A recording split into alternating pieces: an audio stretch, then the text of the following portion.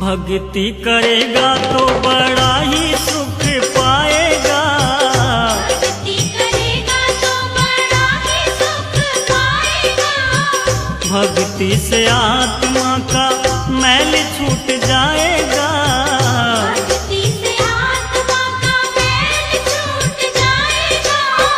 आत्मा के साथ साथ मन